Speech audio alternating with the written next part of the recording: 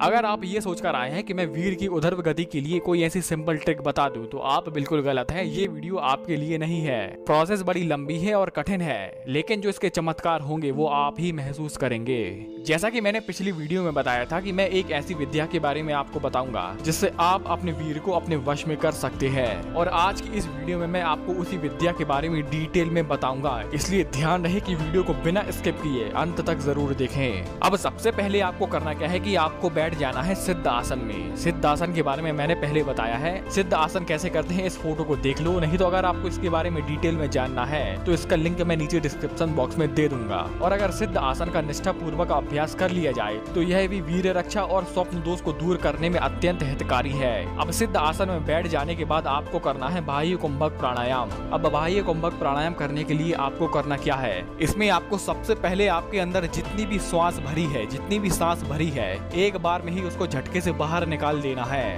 आपके फेफड़ों में, आपके हृदय में, आपके पेट में जितनी भी वायु भरी है, जितनी भी सांस भरी है, पूरी की पूरी एक बार में ही खाली कर देनी है। अब प्राणायाम करने से पहले आपको मूल बंद लगा लेना है। मूल बंद क्या होता है?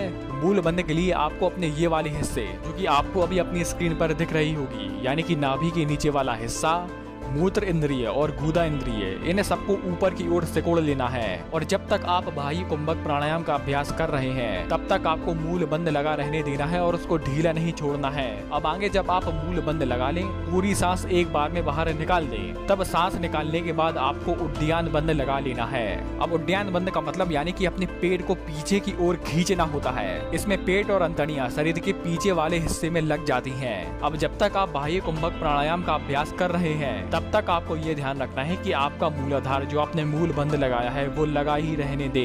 जितने समय तक या जितने भी प्राणायाम करें, मूलाधार हमेशा खिंचा ही रहना चाहिए। इसमें शुरुआत में तो कुछ दिक्कत का सामना करना पड़ता है, लेकिन कुछ दिनों के बाद यही अभ्यास आपको सरलता से हो जाएगा।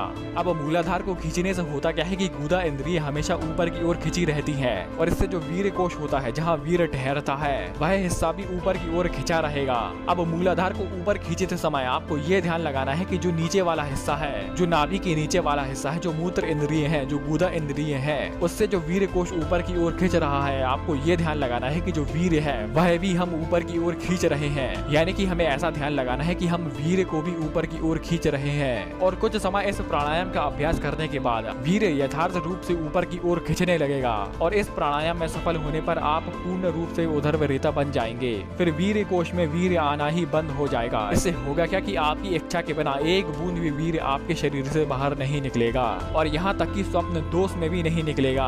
अब बाह्य कुंभक प्राणायाम में सफल होने पर आपको करना है अभ्यंतर कुंभक प्राणायाम, और ध्यान रहे 1 साल तक आपको सिर्फ बाह्य कुंभक प्राणायाम ही करना है। बाह्य कुंभक के 1 साल के लंबे अभ्यास के बाद आपको आना है अभ्यंतर कुंभक प्राणायाम पर। इस प्राणायाम में भी आपको पहले सिद्ध आसन में बैठ जाना है। इस प्राणायाम में आपको करना क्या है कि आपको एक बार में ही सांस को अंदर भर लेना है। अब आप में जितनी दम हो उतनी सांस भरने पर आपको लगा लेना है जालंधर बंद। जालंधर बंद में आपको सांस को एक बार में ही अंदर भर लेना है और फिर सांस को वहीं रोके रखना है। इसके बाद आपको फिर अपने गले को नीचे मोड़कर उसको संकुचित कर लेना है और अपनी ठुड्डी को छाती पर लगा लेना है।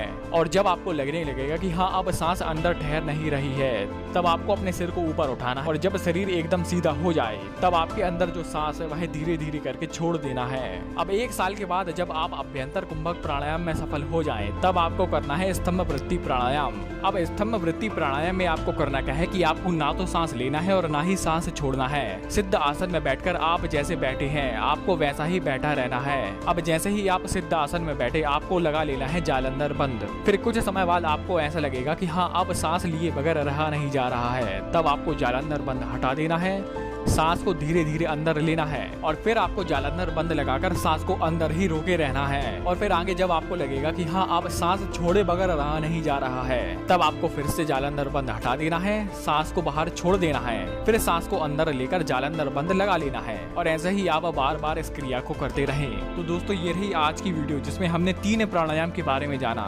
एक चौथा प्राणायाम होता है जिसे बाह्य कुंभक विषय छेदी प्राणायाम कहा जाता है। इस प्राणायाम के बारे में हम आगे आने वाली वीडियो में बड़ी डिटेल में और बड़ी सरलता से समझेंगे।